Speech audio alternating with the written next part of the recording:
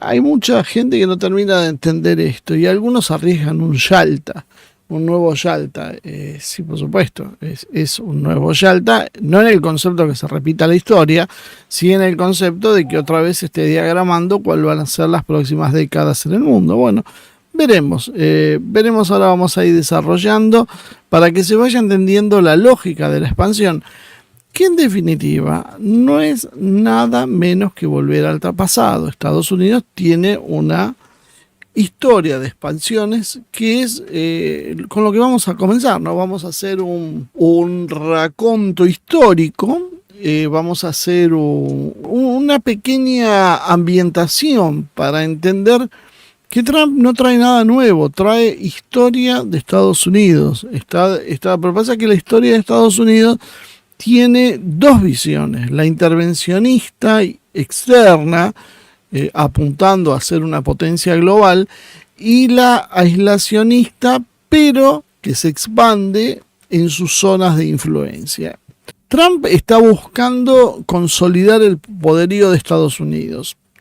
En realidad, si fuéramos un poquitito más críticos de esta situación, diríamos, Trump en realidad lo que está buscando es conservar una parte del poderío de Estados Unidos, porque ese es el gran problema que se está viniendo. Se está desmantelando ese poderío y Trump busca esa solución. Y la busca mirando al pasado, las alabanzas en algún momento que hizo Andrew Jackson y la idea de una mirada hacia ese pasado que yo mencionaba antes, tiene que ver con la filosofía política de Trump, que no es ningún intelectual, pero que tiene algunas bases que se pueden rastrear. La cuestión de Groenlandia, todo el mundo se ha asombrado. Es más, cuando dijo Trump que quería comprar Groenlandia en su primer presidencia, hubo casi una actitud de burla. Muchas veces se apela a esto. Yo creo que hay gente que lo hace conscientemente y mucha gente que lo hace a partir de la ignorancia. Se rieron como diciendo, qué tipo bruto, mirá las cosas que se le ocurren, cómo se va a comprar un país o parte de un país. Pero sin embargo la historia está plagada de esas cuestiones, e inclusive la de Estados Unidos está con varias experiencias previas, e inclusive con Groenlandia.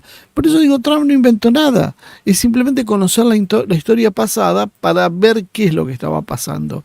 El interés en realidad de Estados Unidos empieza en el siglo XIX, estamos hablando de casi 200 años, porque tenía que ver con la industria ballenera que se desarrollaba en el Ártico y que esa era una industria interesante. Groenlandia tenía una posición estratégica, tenía una fauna marina también rica, y eso hizo que vaya captando la atención de exploradores. Imagínense que esos exploradores, que eran comerciantes, muchos, o los acompañaban los comerciantes, lo que podía hacer en 1800 ir a hacer una expedición a el Ártico. Entonces, bueno, hay que entenderlo desde ese punto de vista. Por eso tampoco es que ha tenido gran densidad de población eso, y por eso hemos visto algunos debates, inclusive con cuestiones como la de Alaska. Hoy a todo el mundo le parece que los rusos hicieron una barbaridad cuando vendieron Alaska, y que Estados Unidos se aprovechó de la situación. Pero realmente quien lo hizo fue un visionario, porque en su momento Alaska era un territorio que muchos estadounidenses decían, ¿para qué gastamos plata en esto? Es como si hoy yo pretendo vender o quedarme con una parte de Marte. Sí, hay algunos que te dicen, no, esto en el futuro va a valer mucho, pero la mayoría, si vos estás loco, solucioná primero los problemas que vos tenés y no andes comprando acciones en un terreno en Marte. Bueno, esto es una cosa parecida a la que pasó con Alaska, y que de alguna manera hace que tengamos que esforzarnos en ver primero la situación con los ojos de los protagonistas, y tratando de esforzarnos en entender el ambiente histórico en que se desenvolvían. No podemos ver las categorías con lo que hoy nos pasa, porque si no tendemos a hacer juicios equivocados. Durante el siglo XIX no hubo intentos formales de adhesión, pero hubo gestos que iban en ese sentido. Primero, un explorador, Elijah Kent Kane, que patrocinado por empresarios estadounidenses, realizó una serie de expediciones cerca de las costas de Groenlandia para primero hacer una evaluación geopolítica, porque hoy tenemos todo muy claro lo que es, pero en esas épocas eran tierras medias inexploradas, ni siquiera teníamos mapas muy precisos de la situación. Hay unas tierras en el norte, no se sabe mucho más que eso. Entonces lo primero fue un proceso de reconocimiento. En la segunda mitad del siglo XIX comenzó esa política de expansión de los Estados Unidos y en 1867 puso los ojos sobre Alaska. ¿Por qué? Porque buscaba contrarrestar la influencia de Europa y rusa en el norte. Más que rusa, lo que creo, pues esta es una versión bastante extendida. Creo que quienes pusieron rusa en realidad lo piensan en función de lo que se vivió un siglo después. Pero en ese momento el problema que tenía Estados Unidos era con países europeos, porque las potencias del centro del mundo era Europa, entre ellos el Reino Unido. Entonces Estados Unidos era una potencia que estaba naciendo y que necesitaba abrirse espacio a los codazos, y los que amenazaban su existencia o la condicionaban de alguna manera, y sobre todo condicionaban su proyecto de expansión a futuro, eran europeos, no eran rusos. En la Primera Guerra Mundial empieza el primer cambio significativo, podríamos decir, por parte de Estados Unidos hacia la mirada de Groenlandia, hacia lo que era Groenlandia, y se empezó a revalorizar la posición que tenía en el Atlántico Norte, porque Groenlandia es básicamente un gigantesco saliente entre las dos masas oceánicas, la de América del Norte y la de Europa. Quien controla Groenlandia puede tener mucha más capacidad de proyección, de fuerzas, de control sobre el Atlántico Norte. Entonces Estados Unidos lo vio esto. Y a medida que se fue desarrollando la navegación con mejores rutas, más confiables y con un mayor auge en la aviación, esto despertó más interés. Y empezó a dar pasos en ese sentido, para que vean que esto son procesos que se van dando naturalmente, que van dando señales, que las señales muchas veces son espaciadas en el tiempo, pero que van con un objetivo. En 1940 la invasión de Dinamarca por parte de Alemania, de la Alemania de Adolf Hitler, de alguna manera aisló a Groenlandia, porque claro, Groenlandia era la capital de Dinamarca, pero como Dinamarca había caído en manos de los nazis, esto generó una situación de vacío. ¿Y qué hizo Estados Unidos? Pensó que si Alemania ocupaba Dinamarca, automáticamente iba a ocupar las posesiones de Dinamarca como Groenlandia, por lo cual firmó un acuerdo. O sea, no le digo esto como que ellos son santos y lo hacían a la defensiva, o sea, sabían todos, tanto alemanes como daneses, que Groenlandia era un punto a sostener. Un punto importante. Y entonces en 1941 Estados Unidos, que todavía no había entrado en guerra, firmó un acuerdo con los diplomáticos daneses en el exilio, una cosa que también nos muestra las prácticas habituales de Estados Unidos de reconocer gobiernos en el exilio, a veces con más razón, a veces con menos razón, pero esto no es algo que inventó con Venezuela, esto lo ha hecho históricamente, negocian con quien ellos consideran representantes siempre y cuando se afina a sus intereses. Y allí establecieron la idea de poner la base aérea de Thule. O sea, la base estadounidense en Thule se pone en 1941 con los dirigentes daneses de acuerdo que estaban, podríamos decir, en el exilio, que no estaban en Copenhague. Y este fue el primer paso de Estados Unidos para ocupar militarmente la isla. Cuando a Estados Unidos le interesa militarmente una posesión, Estados Unidos suele sostenerla en el tiempo. Entonces, a veces alegremente en algunos países como el nuestro se habla la idea de que entren y se hagan cargo de bases. Bueno, esto es como, me hace acordar las posiciones de hoy día, acá uno puede abrir la puerta para que entren, pero después es muy difícil abrirla para que salgan. Bueno, acá estamos en la misma situación. Estados Unidos entra, pero después no se va. Cuando vos decís, bueno, ya está, muchachos, se terminó el problema, se pueden ir. No, no se van. Y empieza la primera propuesta de compra en 1946. Esto pasó hace 80 años, o sea, 80 años casi, un poco menos, 70 y pico, de la primera vez que Trump habló del tema. O sea que Trump no inventó nada, vuelvo a insistir con lo mismo. Estados Unidos ve la importancia geopolítica de Groenlandia, ya se estaba preparando para el enfrentamiento con la Unión Soviética durante la Guerra Fría, y entonces el secretario de Estado, James Barnes, ofreció $100 millones de la época, que era un dinero, para comprarle Groenlandia a Dinamarca. Dinamarca rechazó la oferta, pero a pesar de eso Estados Unidos mantuvo su presencia bilateral en función de una serie de acuerdos. Estamos hablando ahora, pónganse en clima, Segunda Guerra Mundial. En la Guerra Fría, después de la Segunda Guerra Mundial, ahora ya el enemigo es la Unión Soviética, ya no es más Alemania. Dinamarca es un aliado de Estados Unidos necesario para contener la expansión soviética, según la versión estadounidense. Y allí genera Estados Unidos lo que se llama la DIU, Distant Early Warning, o sea, línea de advertencia temprana, que se va a convertir en un eje del sistema defensivo de radares de Estados Unidos para detectar un posible ataque soviético.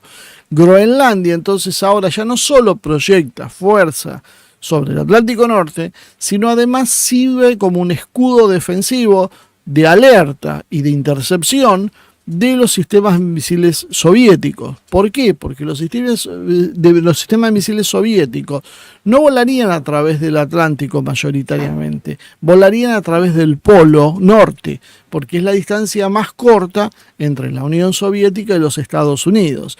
Entonces, cualquier ataque, por eso los sistemas defensivos estratégicos de Estados Unidos miran hacia el norte, porque ellos esperan en una confrontación con Rusia el ataque desde el norte, y por eso es tan revolucionario el misil Burevestnik, que por su autonomía, dado que tiene propulsión nuclear, puede atacar por cualquier punto. Igual hay misiles que pueden atacar por otros ángulos también. El Burevestnik directamente puede hacer lo que se le dé la gana, puede dar 3 vueltas al mundo antes de atacar, por lo tanto cambia esa ecuación defensiva. Pero para la época era establecer un cerco. Esa línea DIU tenía que ver precisamente con eso. Y la base Thule tomaba una importancia estratégica para esa vigilancia de misiles balísticos y proyección nuclear. En definitiva, ¿qué hizo Trump nuevo? Nada. Cuando dijo que quería comprar la isla, retomó la historia de Estados Unidos. Retomó la historia de expansión de Estados Unidos. ¿Y qué pasa con Canadá? Que es el otro punto donde todo el mundo se escandalizó. ¿Cómo a Estados Unidos se le va a ocurrir anexar otro país? O sea, ya vemos que lo de Groenlandia hace rato que lo tenía en mente y que estaba dando pasos de control efectivo. No era solo una idea romántica. Eran pasos de control efectivo para lo que va a terminar haciendo, que es ocupando Groenlandia y incorporándola. Vaya a saber con qué figura jurídica le van a otorgar, pero Groenlandia oficialmente va a terminar siendo parte de Estados Unidos. No tiene forma Dinamarca de resistir eso, y la Unión Europea tampoco, y tampoco lo va a intentar seguramente. Y aún si lo intenta, no tiene capacidades para hacerlo. O sea que en definitiva la suerte está echada, es cuestión de tiempo para que Estados Unidos decida dar ese paso, aunque lo que tardó siglos en establecer, como vimos anteriormente, ahora se hacen años o en meses. Lo que hay ahora es una dinámica mucho mayor, por eso creo que a mucha gente le cuesta aceptar, entender la evolución de la historia, la velocidad que viene hoy. No terminan de entender los actuales panoramas, que ya viene una nueva reorientación geopolítica que una vez más vuelve a quedar por fuera de las capacidades. Entonces, como que siempre están leyendo la realidad con el diario del viernes. Nunca pueden alcanzar, cada vez que el análisis empieza a entender qué es lo que está pasando, el juego ya cambió. Canadá ya tenía antecedentes. Canadá, en la guerra de 1812 entre Estados Unidos y Gran Bretaña, había sido objeto de negociaciones. Ya los líderes estadounidenses de aquella entonces, acuérdense que Estados Unidos en 1812 era apenas un puñado de colonias sobre la costa oeste que se habían independizado hacía, 30 y pico de años, pensó en anexar a Canadá. Pero claro, en ese momento todavía Gran Bretaña era una potencia y la cosa se complicaba. No eran los balances de fuerza que hay hoy. Entonces hubo inclusive varias incursiones de fuerzas estadounidenses sobre territorio canadiense para anexar al país, pero finalmente se estableció el Tratado de Ghent en 1814, donde se fijó la frontera, ¿no? En Estados Unidos existe una idea que es importante tenerla presente, porque aquellos que no son estadounidenses no la tienen incorporada, pero es clave en entender cómo piensa. Cuando nosotros hablamos de entender las idiosincrasias de los chinos, que a algunos les molesta, perdón que haga este paréntesis, en un vivo anterior que hablé sobre China, que por qué mencionaba China tantas veces. Y mencionaba China porque estaba hablando de un eje en el cual China era protagonista. Hoy menciono a Estados Unidos porque estoy hablando de Estados Unidos. Es increíble la gente. Como en su momento mencionaba, la idea de entender la idiosincrasia china o iraní o estadounidense, o rusa, también hay que entender la de Estados Unidos, porque uno así puede entender qué es lo que quieren hacer de verdad. Y en paz hay cosas que ni siquiera lo ocultan, lo hacen, pero como no los tomamos en serio, como nosotros no entendemos por qué lo hacen, nos parecen tonterías, no entendemos lo que van a hacer, y de hecho lo que terminan haciendo. La idea del destino manifiesto en Estados Unidos es una idea metida en su ADN. Estados Unidos no es un país más para su opinión. Estados Unidos tiene una especie de derecho divino a expandirse por el mundo, empezando por América del Norte. Obviamente, el destino manifiesto de Estados Unidos era ser una gran potencia, era ser la nueva tierra prometida. Por lo tanto, Estados Unidos tenía que expandirse. Acuérdense que Estados Unidos eran las primeras 13 colonias iniciales. Entonces, ¿qué es lo que surgía naturalmente? Anexar Canadá. Canadá iba a ser un objetivo porque en ese momento eran territorios británicos, habían derrotado a los británicos en la guerra de secesión. Bueno, ahora la idea, o la guerra de independencia, como la quieran llamar, ahora la idea era básicamente ir hacia la expansión, hacia el sur, hacia el oeste, hacia el norte, hacia el este. En realidad tenían el océano, que va a ser un impedimento, el océano temporario, porque la expansión de Estados Unidos no termina. A partir de esa idea de, como decíamos, de el destino manifiesto y la necesidad de expansión territorial, Estados Unidos comienza a sostener que las provincias canadienses, especialmente las del sur, eran la extensión natural del territorio estadounidense. O sea, es como que no lo sabían. Tampoco nos asombremos tanto, ¿no? Porque en esas épocas, si miramos la historia sudamericana, vamos a ver que Argentina, Brasil, Chile, todos iban expandiendo porque había muchos territorios todavía que eran un poco tierra de nadie y era un poco medio de, bueno, ¿quién tomaba posesión? Había poca gente ahí y no era tan difícil, no es como ahora que hay un estado establecido. Eran territorios en general de poco valor, se los consideraba para la época, que pertenecían a gente que probablemente vivía muy lejos, como podía ser una monarquía europea, y entonces la tentación era grande. En 1846, Estados Unidos tiene una disputa territorial, por eso la situación de Estados Unidos con el Reino Unido es complicada, y por eso uno también, hago esta pequeña introducción a lo que voy a decir para que se entienda. Porque hay mucha gente que dice Estados Unidos depende de lo que haga el Reino Unido. En realidad el cerebro es el Reino Unido, Estados Unidos es el brazo ejecutor. Eso es cierto en parte. También hay muchos que dicen Estados Unidos odia al Reino Unido y no tiene nada que ver y sus decisiones son autónomas. Y eso también es cierto, pero también en parte. Porque Hay una historia plagada de enfrentamientos entre estadounidenses y británicos, por lo menos en las primeras décadas de la existencia de los Estados Unidos. Y después, claro, después ya los estadounidenses crecieron demasiado, los británicos no los pudieron desafiar más abiertamente como hacían hasta ese momento, entonces optaron por una estrategia más civilina, más de hablarte al oído y convencerte que enfrentarte públicamente. Pero hasta ese momento la cosa no era tan así. Todavía tenía el Reino Unido, seguía siendo la gran potencia mundial, Estados Unidos apenas era una potencia con futuro, pero emergente. Y en 1846, en la disputa territorial que había entre ambos países, que era por lo que es la región del noroeste del Pacífico, lo que es la Columbia Británica y Oregón, terminó resolviéndose con el tratado que lleva el nombre de este último, de Oregón, que le cede la mayor parte del territorio de Canadá Occidental a los británicos, marcándole entonces un límite a la expansión de los Estados Unidos hacia el norte. Porque en ese momento, por eso es importante entenderlo, la gran potencia era el Reino Unido. Era como que, bueno, al final tuvieron que ceder los estadounidenses con sus ideas. Pero no quiere decir que haber cedido temporariamente es que hayan sacado la idea de su mente.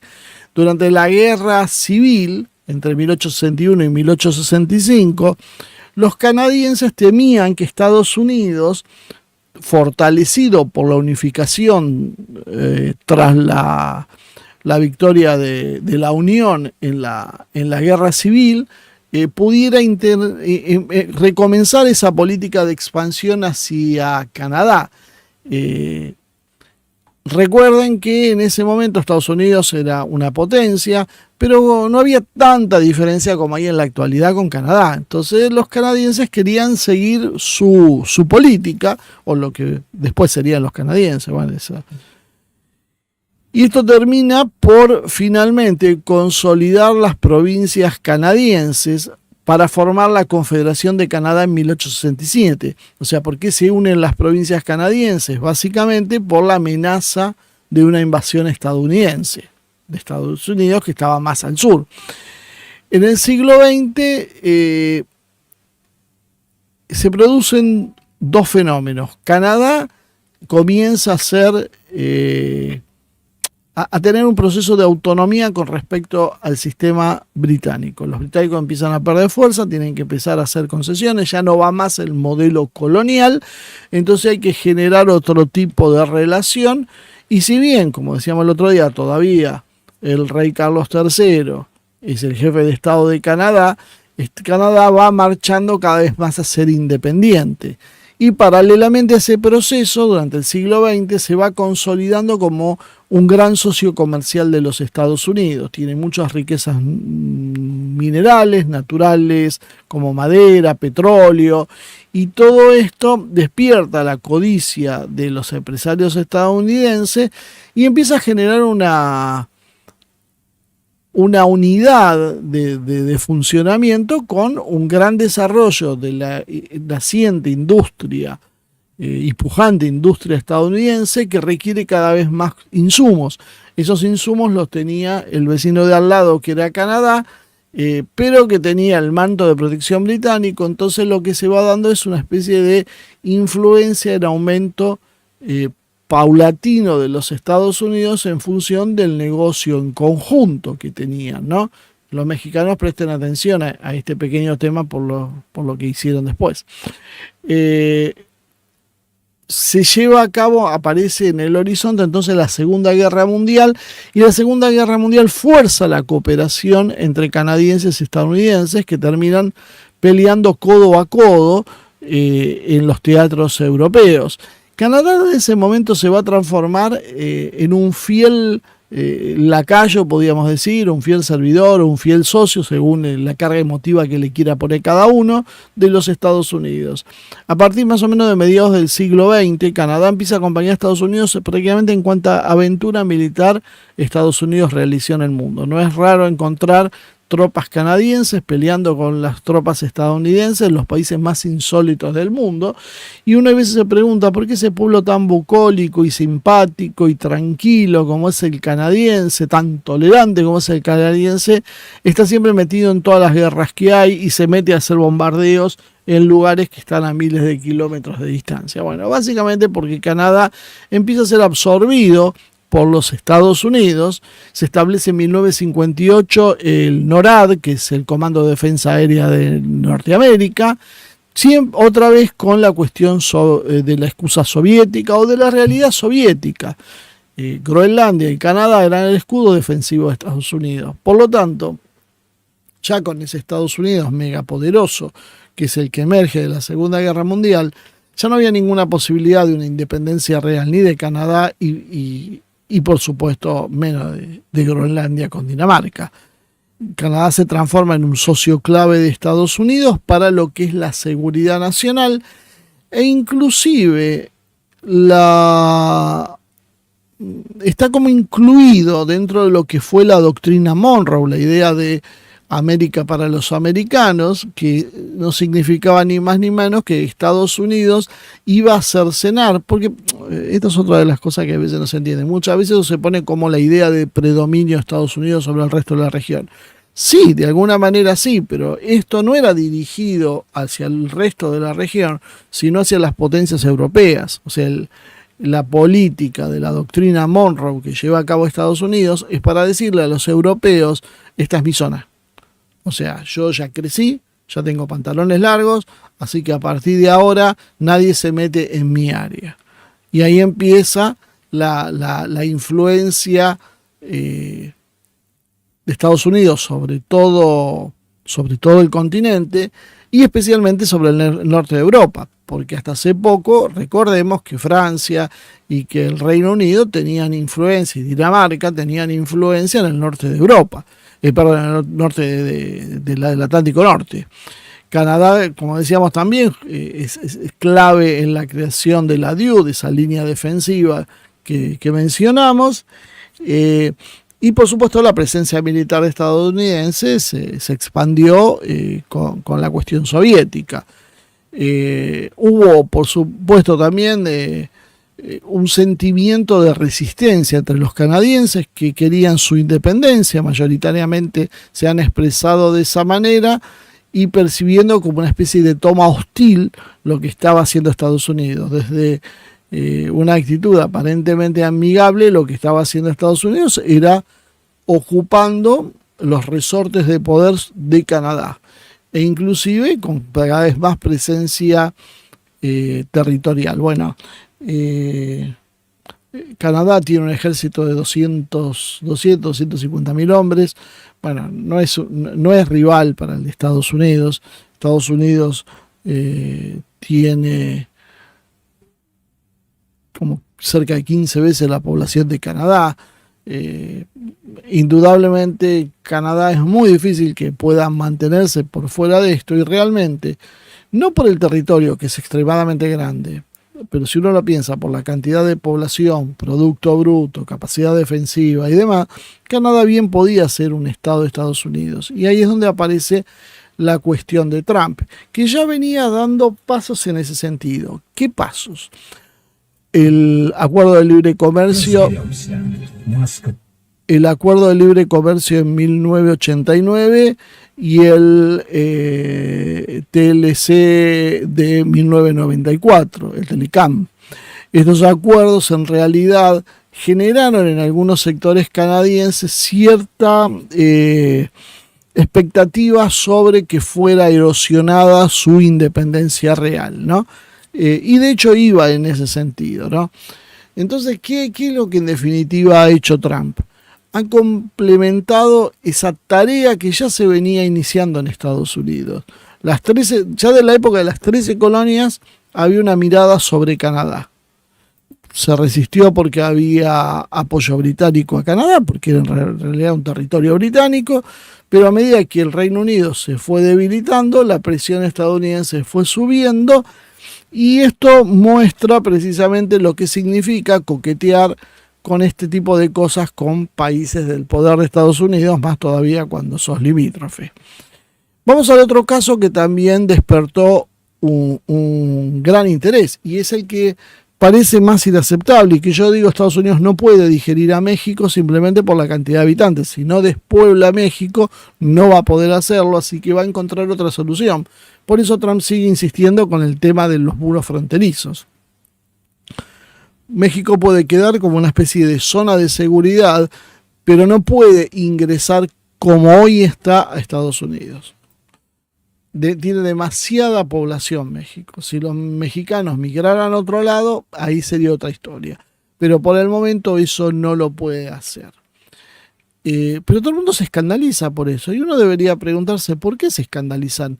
Porque en realidad todo el mundo se escandalizó por Groenlandia y el tema de Groenlandia tiene casi 2 siglos de antigüedad.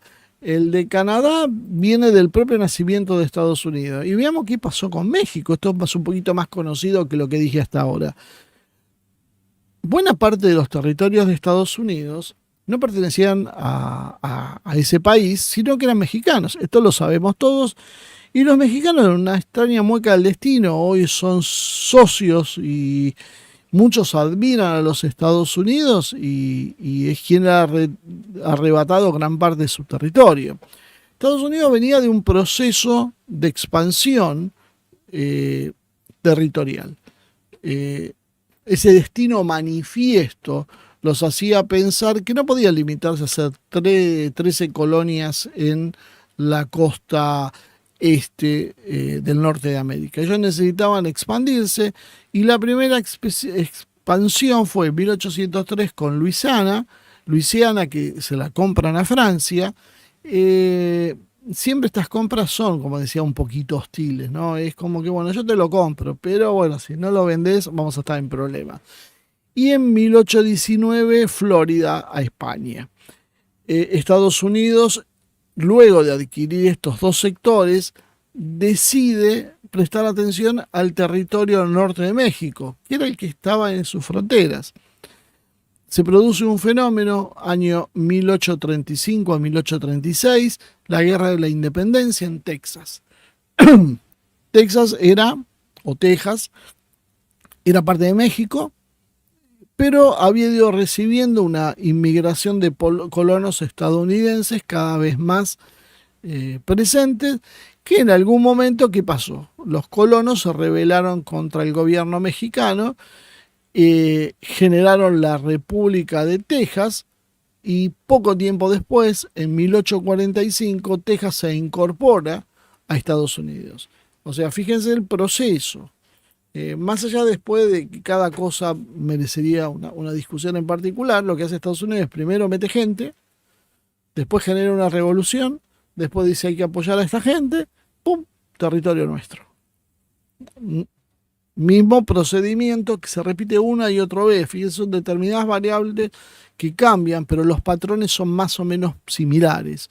Siempre la base se hace de una forma más o menos parecida. Bueno, esto no cayó bien en México y se genera la guerra mexicana-estadounidense entre 1846 y 1848, que no terminó muy bien para México, ¿no?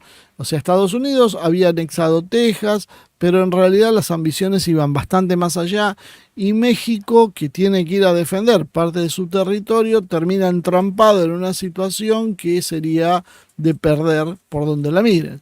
Resultado, México pierde la mitad de su territorio. La mitad, no es un tema menor. Nosotros, imagínense el problema que tenemos por Malvinas, los argentinos. Bueno, ellos perdieron la mitad del territorio. Entonces estas cosas pasan. Aquellos que dicen, no, es una teoría de conspiración que la Patagonia... no hay ninguna teoría de conspiración. Pocos habitantes, interés de una potencia extranjera es un problema. Tarde o temprano eso se puede transformar en un problema si vos no lo desarrollás y no marcás tu presencia. Como en términos jurídicos se habla de la usucapión, cuando alguien se te mete y se te queda y ya está, y obtiene derechos porque estuvo 20 años en el lugar. Bueno, esto funciona un poco de esa manera.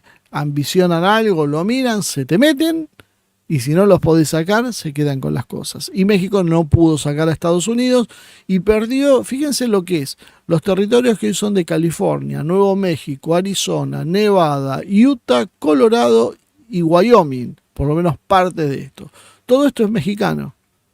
Yo no escucho ningún reclamo serio de México por sus partes territoriales. Bueno, esto tiene que ver con que más allá de lo que muchos creen sobre los derechos internacionales y demás, la política real tiene que ver con las armas, con la fuerza de las armas. El derecho se impone. En materia internacional, si no se tiene peso, no hay forma de defenderse. Y su derecho nunca va a ser sostenido. Quienes han hecho la política exterior de muchos países, entre ellos la Argentina, durante décadas, hablando de confiar en el derecho internacional, la comunidad internacional y desconociendo la necesidad de tener fuerzas armadas en condiciones para defender el territorio, desconocen esto básicamente. Toda la historia universal funciona con esta lógica. Ya no tiene sentido ni siquiera decir si esto está bien o mal moralmente. Es un hecho que se va a dar. Entonces sos responsable vos de lo que te está pasando. Imaginemos este cuadro en la Argentina. Digamos que no tenemos un Estados Unidos limítrofe, porque si no ya nos habían sacado medio país.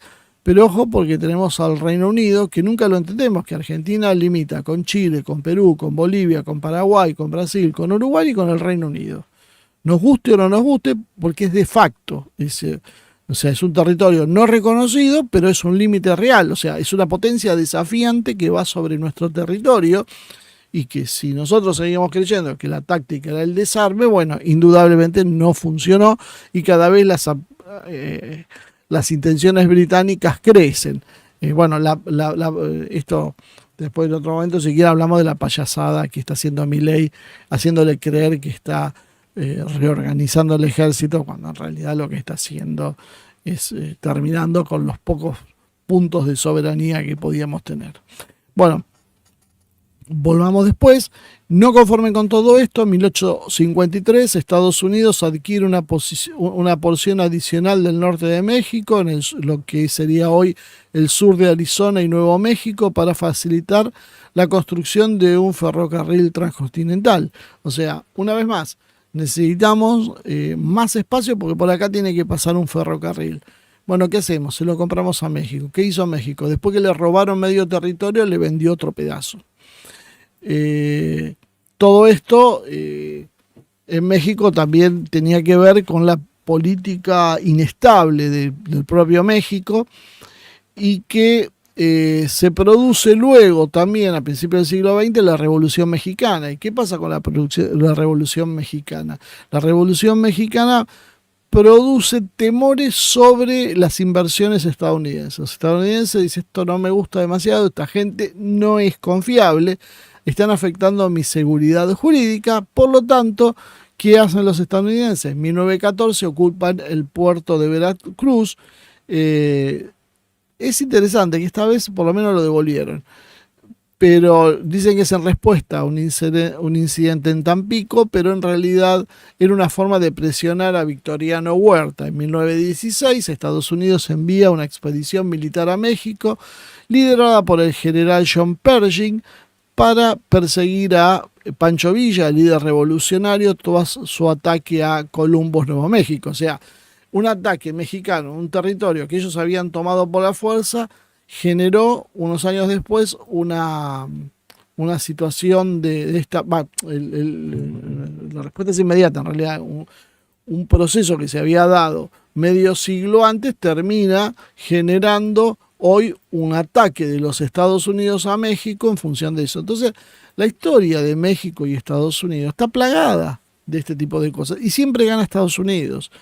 Entonces, la idea que empieza a tener Estados Unidos a mirar hacia el sur y la diatriba independentista que a veces ejerce un poco Sheinbaum, tiene que ver más, creo que lo de Sheinbaum, con su simpatía por la causa woke y por la oposición a lo que es Trump interna, que con otra cosa. La realidad es que no tiene muchas posibilidades de salir, dado que han generado un esquema de dependencia con Estados Unidos. Petróleo, minería, agricultura están íntimamente ligados a las necesidades de los Estados Unidos. Y excepto la nacionalización del petróleo en 1938 con Lázaro Cárdenas, que generó tensiones entre los países, Estados Unidos fue cada vez más afianzando su relación. Inclusive tuvo la política del buen vecino con Franklin Delano Roosevelt, tratando de mejorar las relaciones con América Latina, ¿no? México finalmente siempre terminó cediendo, inclusive durante la guerra ayudó a Estados Unidos con materias primas extranjeras, con trabajadores agrícolas en un programa que se llamó Bracero, y permitió el uso de sus instalaciones para la lucha contra las potencias del eje. Y durante la Guerra Fría, Estados Unidos contó con un México aliado en el freno de la expansión comunista. Si bien México se proclamó neutral siempre, y de hecho en alguna época tuvo una política bastante independiente, podríamos decir, bueno, a medida que fue pasando el tiempo, cada vez esto se fue haciendo más difícil, y para Estados Unidos fue motivo también de presiones, dado que tenía una relación cercana con una isla que se había reclamado como socialista, que era Cuba, y que esto era inaceptable precisamente para esta idea estadounidense, ¿no? México se termina transformando entonces uno de los pilares de la economía de Estados Unidos con el Tratado de Libre Comercio de la América del Norte, que ya comentamos que se firmó en 1994 con con un resultado, podríamos decir, polémico, ¿no? Sectores agrícolas que se quejan, se funden muchos sectores agrícolas mexicanos, hay problemas de desigualdades económicas, otros dicen que esto en realidad fue un motor para el desarrollo mexicano. Para esto tenemos que traerlo a Francisco Uribe cuando termine de trabajar. Estados Unidos tuvo muchos otros procesos de anexión. Anexió a Hawái. Primero depuso la monarquía en 1893 y 5 años después las anexó. Dijeron, están lindas las tierras estas, están buenas para las playas de vacaciones, y además nos viene bien como una isla en el Pacífico para monitorear la zona. Hawái pasó a ser parte de los Estados Unidos y tener una base clave que le sonará mucho, Pearl Harbor, porque fue el lugar donde se inició la participación de Estados Unidos en la guerra contra Japón en la Segunda Guerra Mundial. Otro proceso parecido tuvo con Cuba, siglo XIX. Estados Unidos intenta anexar Cuba e intenta comprarla en 1854 con el manifiesto de Ostende. Cuba finalmente fracasa la operación con España, pero en la guerra hispano-estadounidense se acabó Cuba. La guerra hispano-estadounidense también significó que Estados Unidos manoteó en la confusión Guam, Puerto Rico y Filipinas, que eran zonas de lo que quedaba de los restos del Imperio Español. Y también Estados Unidos presionó por la anexión de partes de lo que hoy es la Columbia Británica durante la guerra la disputa fronteriza, más bien, que habíamos mencionado como el territorio, el Tratado de Oregón, que terminó estableciendo una división en el paralelo 49, dividiendo a Gran Bretaña y a Estados Unidos. Estados Unidos, para hacer estos procesos, genera una simbiosis, una acción conjunta de diplomacia, guerra y cuestiones comerciales, como la compra-venta. Estados Unidos puede utilizar la diplomacia para persuadir y adquirir un territorio con alguna fórmula jurídica que le interese, o puede simplemente generar una guerra o comprarlo. Todo va a depender de las negociaciones, un poco a lo mafioso. Plata o plomo. Bueno, de alguna manera a muchos les presentó esta opción, plata o plomo, y hubo muchos países que dijeron, bueno, antes que el plomo, dame la plata. y se terminaron quedando con lo que vimos básicamente. Prácticamente todo el territorio estadounidense es parte de esa expansión que estábamos diciendo, ¿no?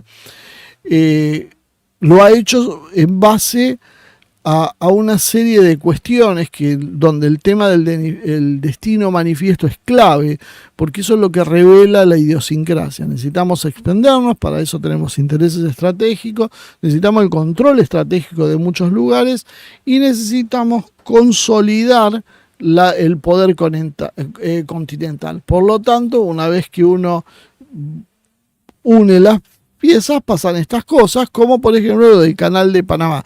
Que entre paréntesis me voy a tomar 5 minutitos para aclarar algo, porque hubo alguien que escribió en un comentario. Yo la verdad suelo no mirar los comentarios, Ivonne los mira, pero tuvo la mala suerte de mirar uno que me trataba algo así como de ignorante por lo que había dicho por Panamá.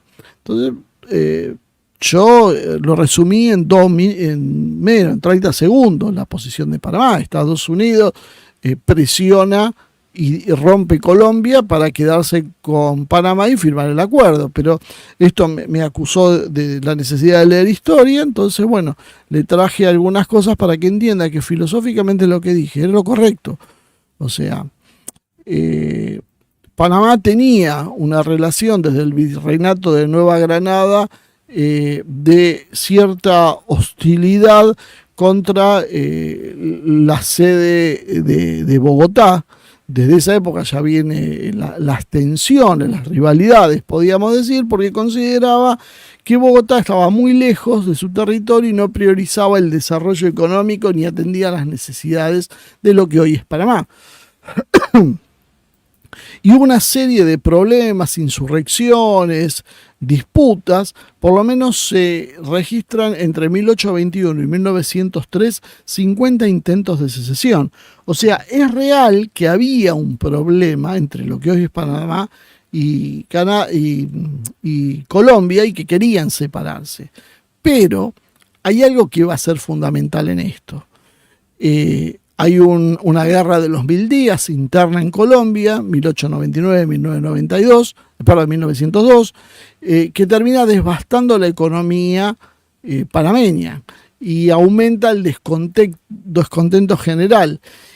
Colombia no puede resolver esta situación y esto potencia también la actitud de los movimientos separatistas. Las élites panameñas querían separarse, porque es lo que pasa en muchos países. Ellos controlaban lo que era en ese momento el paso del Istmo de Canadá, es esa tierra finita que separaban los dos océanos, y eso era una gran fuente de dinero.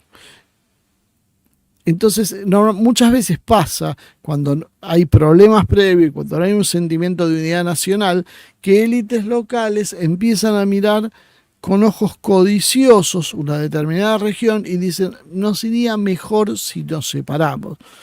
Esto pasa en la Argentina, ahora con el Mendoexit y la provincia de Buenos Aires con el ministro de Kichilov, que se descolgó con ideas por el estilo.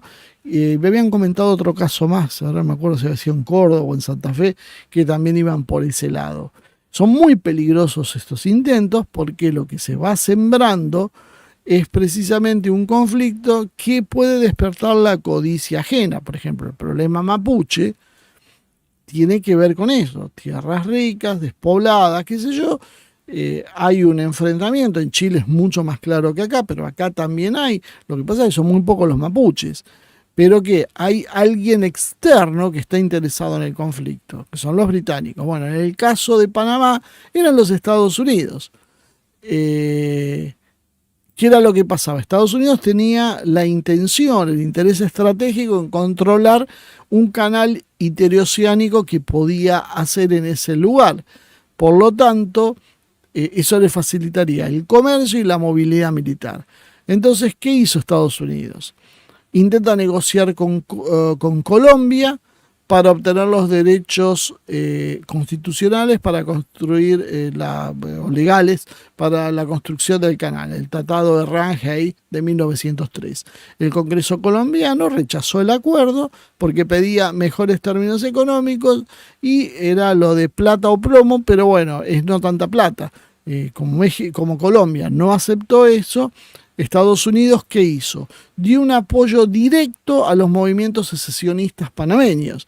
Y eso es lo que termina volcando a su favor de los secesionistas por primera vez en noviembre de 1903 la situación. Estados Unidos llegó a enviar buques de guerra para apoyar esto y bloquear a Colombia y que no intenta reprimir lo que estaba pasando en Panamá. Finalmente se firmó el Tratado Hay, el mismo de antes, Barao-Varilla, e inmediatamente después de la independencia, las casualidades que tiene la vida, se firma un tratado de Estados Unidos donde, como decíamos el otro día, se le cede a perpetuidad, que es el tratado original, la zona del canal, a cambio de $10 millones y un pago anual de $250.000. Eso es lo que recibía Panamá. Eso fue lo que negoció un tal Felipe Bunó Varilla, por eso el tratado se llama Hay Bunó Varilla, porque don Felipe Bunó Varilla era alguien que había designado Panamá como representante, pero ni siquiera vivía en Panamá. Y esto derivó en la ruptura entonces de Colombia en el canal y la historia que ya sabemos. Entonces aquel que me trató de ignorante por no saber eso, después de repasar la historia panameña, que me cuente si hubo o no injerencia de Estados Unidos y si Panamá se hubiese separado de Colombia si no hubiese participado Estados Unidos en esto. Es contrafáctico, pero probablemente no. Probablemente Panamá no tenía la fuerza, había fracasado múltiples veces los intentos de separarse hasta que a Estados Unidos se le ocurrió hacer el canal. Ahí, y con el apoyo estadounidense, la revolución que termina secesionando en 1903 al país se pone triunfante. Entonces, creo que está más que claro qué fue el factor determinante de eso y que no fue el ánimo independentista panameño, que podía existir, no digo que no, de hecho dije que existía, pero la realidad es que para que esa separación se haga efectiva, se necesitó el apoyo de los Estados Unidos. Volviendo al eje central, Estados Unidos es claramente entonces tiene una política expansionista, no hace falta más discutirlo. Tiene algunas características que me gustaría mencionar de pasada. No lo hace por necesidad de recursos vitales. Estados Unidos se expande por la necesidad de expandirse en función de su destino manifiesto. Por ejemplo, Rusia se expandió también, pero lo hace por recursos necesarios. Por ejemplo, la salida a mares cálidos. Rusia, ahora con el cambio que hay climático, el descongelamiento del Ártico y la cantidad de destructores de potencia nuclear que tiene, Rusia ha conseguido ir abriendo y probablemente más rutas comerciales en el Ártico. Pero hasta ese momento, cuando llegaba la temporada invernal, Rusia se quedaba sin salida a mares cálidos. No había forma de sacar una producción de Rusia, de recibir nada, pues se congelaba y había que esperar. Entonces la necesidad hacia un mar cálido como era el Mar Negro fue uno de los motivos que hizo que los mares se vayan expandiendo hacia el sur. Estados Unidos no tiene ese problema. Ni siquiera lo tenía al principio. Y mucho menos ahora. Sin embargo, la expansión sigue. Tampoco tiene un problema de seguridad apremiante, porque Rusia tiene a la OTAN en las fronteras. Estados Unidos, ¿qué tiene en las fronteras? Nada. Porque inclusive si sacamos a México, ¿qué más le queda del otro lado que pueda decir? O sea, la forma de seguridad es básicamente hoy contra Rusia. Pero si vemos la historia, Estados Unidos ya agrede a Rusia durante la revolución bolchevique, cuando envía tropas a participar en eso, como hicieron montones de países europeos. Y yo creo que además otra diferencia en la expansión tiene que ver con que Estados Unidos se expande, pero no sobre territorios básicamente sin dueños, podríamos decir, porque la expansión de Rusia hacia el lejano oriente, que sería significativamente parecida a esta, también se hace sobre una serie de territorios nómades sin organizaciones como estados. Estados Unidos, para expandirse, fue rompiendo otros estados, que no es exactamente lo mismo. Occidente, en realidad, hoy, y ahora nos metemos en lo que es el día de hoy, está viviendo un periodo de conmoción interna. Hay dos corrientes que pugnan por el poder. Una que es de lo que denominamos globalista, que fue hegemónica y dominante hasta hace poco tiempo atrás, y otra que le podemos decir patriota, nacionalista, antiglobalista, como quieran. No hay corrientes de izquierda o derecha, ya ni en Estados Unidos ni en el resto del mundo. Eso es algo que hace años que ha desaparecido y que no explica nada en la geopolítica de hoy. Usar términos de izquierda o derecha, excepto para aclarar alguna cosa, para que sea una forma más fácil de comprensión, es realmente un error de mirada estratégica. No existen otros problemas, pero no es esto. El sector dominante de los Estados Unidos, que era el globalista, entró en un declive cada vez más acelerado. Por eso Estados Unidos fue perdiendo participación en el PBI mundial, esto lo fue arrastrando militarmente, culturalmente y demás. Las pruebas más claras es que ha sido derrotado en en Afganistán, en Medio Oriente, en líneas generales también, con un desafío que van surgiendo de otras potencias regionales, no es el Estados Unidos de hace unas décadas atrás, y el golpe más serio lo recibió en Ucrania. Estoy hablando del globalismo dentro de Estados Unidos. Tengan en cuenta esto. Su modelo cultural, el wokismo, también está siendo derrotado. Lo que habían impuesto como algo inexorable que iba a venir en todo el mundo, se está viendo en realidad como surge una resistencia creciente y se empieza a ir marcha atrás en todos los procesos de ese tipo. O sea que el globalismo es derrotado económicamente, social, culturalmente, podríamos decir, y también militarmente. Y ahora sufre la derrota electoral, porque pierde las elecciones con Trump. Ya las había perdido antes, logró evitar la reelección en una polémica situación, muy cercana al fraude, no solo en la forma de contar los votos, en lo que fue la injerencia de todas las redes sociales y medios de comunicación, y volvió a perder, a pesar de tener todo el poder de sus manos. Por lo tanto, está perdiendo el control de Estados Unidos.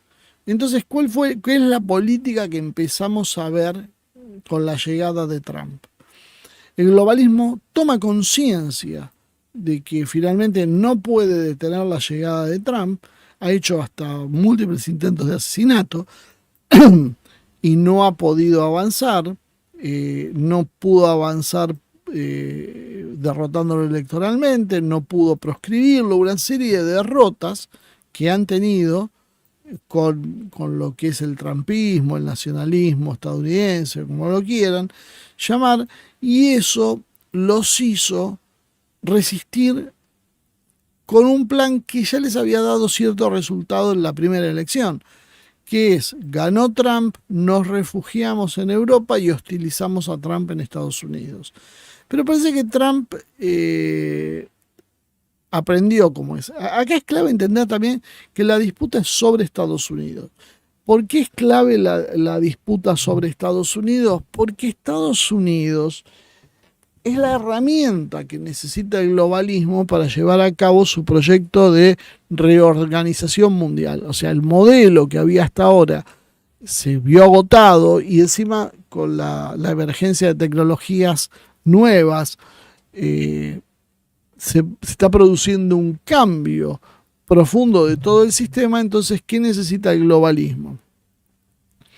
El globalismo necesita una herramienta para que ese nuevo mundo se ajuste a sus deseos. Hoy no vamos a entrar en eso para no hacerlo tan largo el programa, pero necesita Estados Unidos, pero lo perdió. Entonces, ¿qué hace? Se refugia en Europa. Nosotros decíamos muchas veces, bueno, ¿qué va a hacer Europa ahora que llega Trump? Se va a complicar. Bueno, en algo acertamos, en algo no. ¿En qué no acertamos? en que Trump no se va a enfocar solo en Estados Unidos. Trump entendió que la pelea se da entre globalistas y nacionalistas. Ese es el eje primario. Por lo tanto, esa pelea se tiene que dar en Occidente. Rusia y China van por cuerdas separadas, no entran en ninguna de estas dos categorías, tienen sus categorías propias. Entonces, esta lucha interna en Occidente se da con un Trump que llega a Estados Unidos, que notó como en la primera presidencia a él lo contienen y esterilizan sus políticas, de forma tal que la mayoría de sus acciones quedaron en la nada, alguna mejora económica y no mucho más que eso, no pudo hacer grandes cambios, no inició guerras, eso podríamos decir fue su mayor logro. Tuvo el affair de Soleimani, el asesinato de Soleimani, que probablemente fue una especie de caballo de Troya que le metieron en esta cuestión. Se dio demasiado el protagonismo de Israel, que está atrás de muchos de los conflictos de Medio Oriente, y con los conflictos de Medio Oriente Estados Unidos se ve arrastrado. Entonces Estados Unidos necesita cambiar eso y Trump necesita cambiarlo. ¿Y cómo le habían hecho la vida imposible básicamente? Con el manejo de la opinión pública, redes sociales y medios de comunicación lo hostilizaron antes de llegar y mientras gobernó. Le hicieron la tarea bastante difícil. Y Trump diseña, evidentemente, lo estamos viendo en los hechos. Trump diseña una respuesta a esa. ¿Cuál es la respuesta?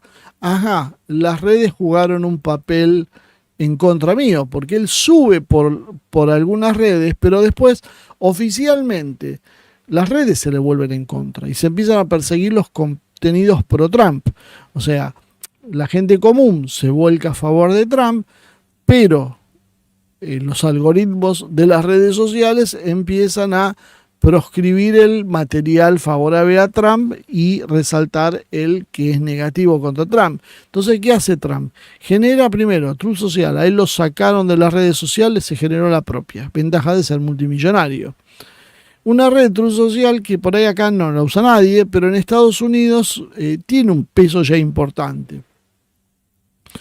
Y hace una jugada a dos bandas con Elon Musk y se queda con Twitter. Acá sí agarra una de las redes pesadas. Y ahora consigue el apoyo de Meta. Zuckerberg básicamente levantó la bandera blanca y dijo que sus redes, como es Facebook, Instagram y WhatsApp, habían entendido que se habían excedido con la política de corrección política, las políticas comunitarias que solo permitían una sola voz, que eso se había transformado finalmente en una censura y que eso estaba mal. Entonces Zuckerberg dice haber reflexionado y que manifiesta su voluntad de ir hacia atrás en ese proceso. Entonces, ¿qué pasó? Trump se quedó con Truth Social, se quedó con X y ahora va a manejar, porque Zuckerberg se acomoda al calor del poder, WhatsApp se está quedando con los mensajeros, fíjense, porque tiene WhatsApp y tiene Twitter, y se queda con Facebook. Esto lo encuentra por lo menos en la posición de empezar a dividirle al globalismo corporativo la presión en las redes. Los medios de comunicación masivos ya no son más masivos. Los medios de comunicación están absolutamente desacreditados, no tienen llegada masiva, no se adaptan a las nuevas formas de las redes. La misma gente que trabaja en medios cuando va a redes en general suele ser uno más, suele no despegar, porque sus contenidos son televisivos y esto ha ido haciéndoles perder peso específico dentro de la opinión pública, más allá de la desacreditación que están sufriendo por precisamente todas las acciones que hicieron. Básicamente, fuera de TikTok, que controla China, y Telegram, que tiene Rusia, el globalismo se divide las posiciones o las empieza a perder contra el avance de Trump. ¿Cuál es el eje entonces de la política de Trump? ¿A qué llega Trump? Vayamos leyendo lo que está haciendo. Se enfocó en los medios de comunicación, se enfocó en las redes, habló, vamos a ver cómo funciona el tema de los aranceles, pero es importante ver que los aranceles que al principio iban a ser contra China, ahora los está redirigiendo contra amigos, contra Dinamarca por Groenlandia, contra México por la cuestión del narcotráfico, por la excusa de para condicionarlo, contra Canadá porque quiere que se sume a Canadá. eh, ¿Y eso qué demuestra? Que la primer prioridad de Trump hoy en su política es interna. Trump lo que busca es consolidar el cambio en el modelo occidental, entendiendo interna por los Estados Unidos y por la necesidad de proyectar eso al refugio del globalismo, que el refugio del globalismo es Europa Occidental. Entonces, Europa Occidental, porque Europa Oriental básicamente son títeres de Europa Occidental. Lo que intenta Estados Unidos, de Europa Occidental y de Estados Unidos, lo que intenta Trump entonces es no permitir el refugio de estas corrientes globalistas en Europa, que habían apostado a, esperemos, bueno, llegó Trump, hacemos lo mismo de antes, lo hostigamos y después vemos cómo nos sacamos encima. Ya es grande, tiene 78 años, si no se muere naturalmente y si no lo matan, por lo menos va a estar demasiado grande, la experiencia de Biden, bueno, jugaron a ese desgaste, Trump consciente parece ser de eso, va a otro lado. Y esto explica otra cosa que me parece que también es clave ver. Primero, que los líderes europeos son globalistas. Y esto también rompe la idea de Occidente versus Oriente. Porque Occidente no tiene una línea única. Tiene dos grandes líneas, al menos. Pero por lo menos grandes, importantes, de primera línea, son dos. Y esas dos líneas ahora están recrudeciendo el enfrentamiento. Y esto explica por qué Putin tiene tanta paciencia. Porque ¿para qué ir a una guerra nuclear con Estados Unidos o atacar a Europa si en Occidente se están peleando entre ellos ante sus ojos? Por eso para Putin es llegar a que asuma Trump, sentarse a ver después la película y ver cómo Occidente resuelve eso, aprovechando mientras tanto para reforzar sus posiciones, mejorar su industria armamentística, mejorar su economía, aumentar la presión sobre Ucrania, fíjense que hubo un diario ucraniano que dijo que había un acuerdo entre Estados Unidos y Rusia ahora para que Ucrania entre en la OTAN a cambio de que Rusia aumente la presión, la injerencia sobre los países limítrofes de Rusia. O básicamente retiramos la OTAN hacia la frontera de 1997, o sea, salimos de Europa Oriental y a cambio Ucrania entra en la OTAN. Bueno, esto me parece que es una tontería. O sea, la primera parte es cierta, o la segunda parte es cierta. La OTAN se va a terminar retirando en algún momento, la va a retirar Rusia, pero la parte que Rusia va a hacer ese retiro y va a permitir que la OTAN, que Ucrania, aún despojada de ciertos territorios rusoparlantes, sea parte de la OTAN, me parece muy difícil, porque en definitiva seguirías con un mismo problema. Ucrania tiene que seguir al resto de Europa Oriental y se acabó la historia. Ese es el planteo con Rusia. Y como Trump tiene como prioridad resolver su cuestión interna, obviamente Ucrania no está como eje de una política. Estados Unidos no va a seguir sosteniendo la guerra en Ucrania, porque Estados Unidos, de Trump, necesita hacer una guerra interna para consolidarse en el poder y no va a distraer fuerzas en Ucrania. Tiene que ver cómo se retira sin quedar demasiado en evidencia y que eso se le vuelva en contra de la opinión pública. Los ejes de Estados Unidos, la primera prioridad pasa a ser interna, la de Trump, ¿no? Es primero resolver este problema en Occidente. La segunda prioridad es China. La tercera es Rusia. Y yo diría que la cuarta es Israel. porque es prioritario para él, antes que nada, resolver su cuestión interna. En segundo lugar, evitar que China se quede con todo. Que eso explica algunos movimientos geopolíticos. Y la tercera es, bueno, con Rusia distender la situación, no ser profundamente amigos, pero ser socios en algunas cosas, tratar a Rusia de despegarla de China de alguna manera, de ponerla más neutral. Entonces va a ser Israel es un dolor de cabeza. Entonces, ¿qué hacer con Israel? Es uno de los grandes problemas para Estados Unidos, pero en el medio de este lío, Estados Unidos no puede meterse en una guerra en Medio Oriente. Entonces creo que ahí es donde Israel baja a un cuarto lugar. Bueno, imagínense dónde está Milei en esta lista, ¿no? Milei está 3 categorías más abajo del último. Por eso acá esa historia de que Milei le va a dar plata, lo va a ayudar. Seamos serios. Miren lo que se está jugando en el mundo y nosotros hablamos de Milei y su idea de pedirle plata a Trump. Bueno, los líderes globalistas europeos, que son el refugio, están con problemas. Starmer, el británico, es impopular. Los británicos no dan pie con bola. Macron viene perdiendo peso, está bastante silencioso en los últimos tiempos, han fracasado sus iniciativas y ahora que él quiere ir a guerrear con Rusia en Ucrania, bueno, se está quedando solo, porque si Estados Unidos no va, ¿qué piensa hacer Macron? Entonces han caído las acciones de Macron, Scholz ya perdió las elecciones, tiene que llamar a elecciones nuevas y Pedro Sánchez, pobre, es irrelevante para estos temas, además de los 1000 problemas y el desgaste de su figura interna.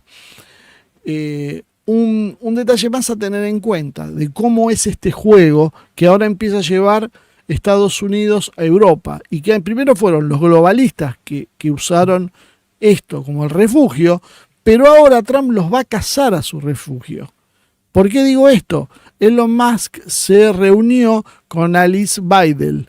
Alice Weidel es una de las líderes, son dos los líderes, del partido alemán Alternativa por Alemania, que los medios se cansan de poner como de ultraderecha. ¿Cuál es el problema de Alternativa por Alemania? Es antiglobalista, olvídense, son todos liberales, o la mayoría, pero lo que es que no quiere guerra con Rusia. Quiere una posición neutral con Rusia, obviamente quiere recibir gas ruso, quiere aprovechar las condiciones de Rusia, y esa persona es la que se encuentra con Musk, y Musk le ofrece su apoyo para las elecciones que se van a dar el 23 de febrero, instando a los alemanes a votar por la Alternativa por Alemania, en contra de los gobiernos socialistas y conservadores. Fíjense de qué sirve la categoría izquierda o derecha, cuando en realidad lo que está apostando Trump es una categoría por fuera del sistema. Izquierda o derecha sirvió para elegir a los dos que ahora se unen para frenar Alternativa por Alemania. Pero el problema es que Alternativa por Alemania había crecido hasta más del 20% de intención de votos, sola a contrasistema, contra Estados Unidos. Ahora tiene el apoyo del Estados Unidos de Trump y tiene la ola de opinión pública que simpatiza con Trump, lo cual preanuncia que si no es estas elecciones, va a ser un contendiente cada vez más fuerte que pueda llegar al poder. En este entuerto, Meloni, que era la que no querían en Europa, terminó siendo una especie de mediadora. ¿Por qué? Porque Meloni fue la única que tenía simpatías por Rusia, pero cuando llegó al poder se inclinó por la OTAN. Y entonces como que tiene las dos puertas abiertas, no es demasiado confiable para nadie, pero por otro lado no es demasiado resistida para nadie. No es Macron, que no puede sentarse a hablar con Putin. Entonces, Meloni es la que termina emergiendo, pero si nosotros hacemos un poquito de memoria, Meloni gana con una propuesta de elecciones y que ya se venía dando este proceso en Italia con las elecciones anteriores, con Salvini y demás, con una visión nacionalista. Después que las tradiciones, se provocan, es otra harina de otro costal.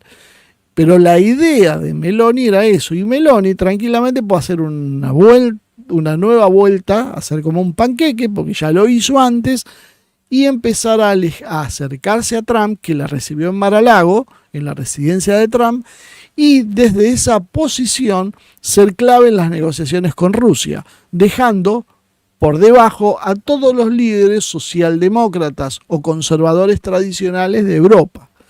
Está emergiendo una nueva Europa que todavía está en pañales, pero con la velocidad que van los tiempos. No van a pasar décadas para que esta gente empiece a llegar al poder. En Austria forma gobierno alguien que pertenece a este grupo ideológico. Tanta es la preocupación que cuando Musk se entrevistó con la líder alemana Weidel, con Alice Weidel, se generó un tironeo y salieron todos a hablar en contra de Musk por su intervención. Empezaron a decir que Twitter o X estaba facilitando la normalización de las ideologías de ultraderecha. Ya vamos a tener toda la playa de gansos acá diciendo lo mismo.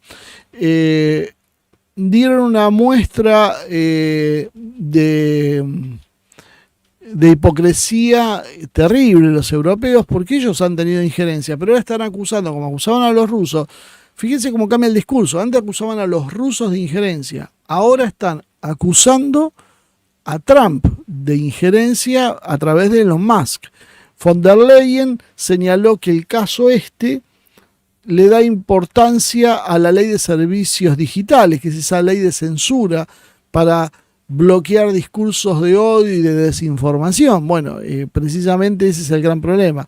No quieren una voz alternativa. El propio Scholz dijo que había que actuar con responsabilidad y se describió a Musk como un intento de influir en las elecciones nacionales.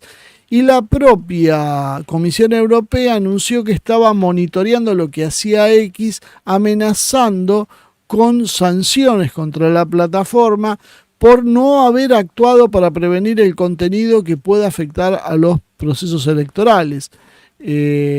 Los verdes alemanes y la CDU alemana se hicieron eco de lo mismo que decía Scholz. Annalena Baerbock, la de la vuelta, Baerbock era la de la vuelta de 180 grados para cambiar de dirección, ¿no? Advirtió que los peligros de que figuras empresariales puedan aparecer y ser influyentes en la política nacional, que esto es un proyecto peligroso.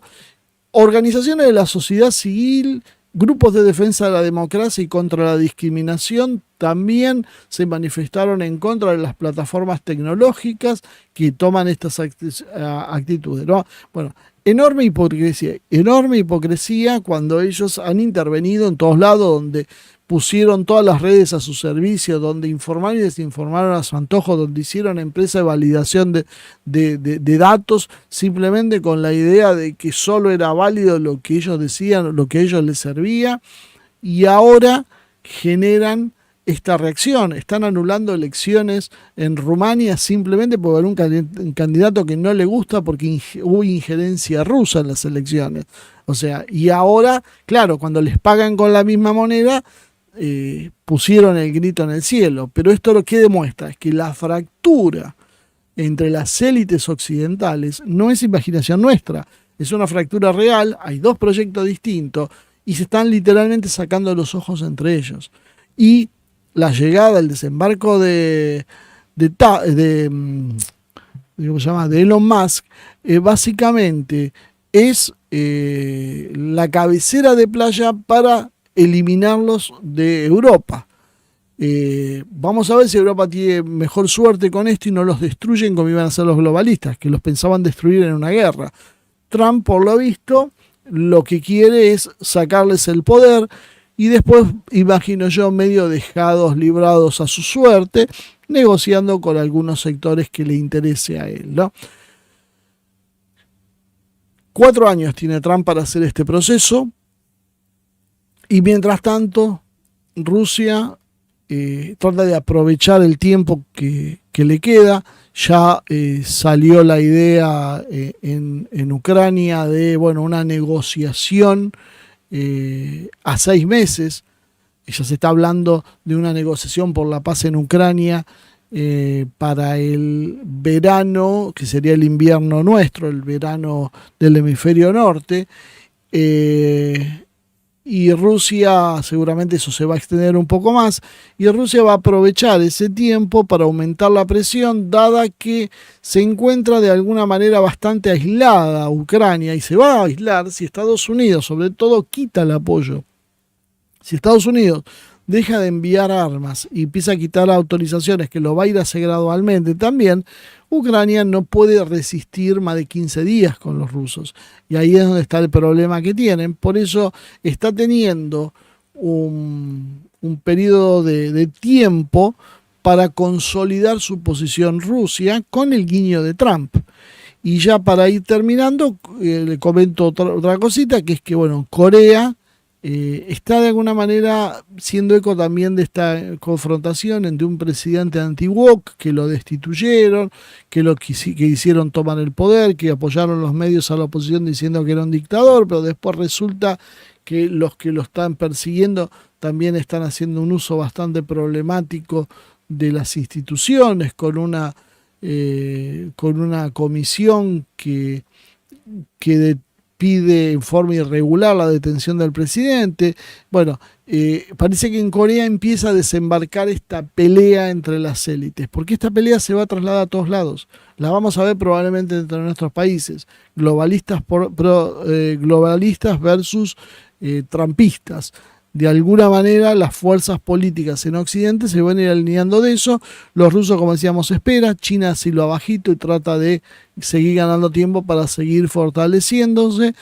Y como siempre, como decíamos, los políticos argentinos, vamos a poner un broche de pesimismo en esto. No sé si de pesimismo, de realismo. Los políticos argentinos sin idea de lo que está pasando, siguiendo con sus disputas locales, con ideologías ya rancias y vencidas que no tienen eco en la actualidad.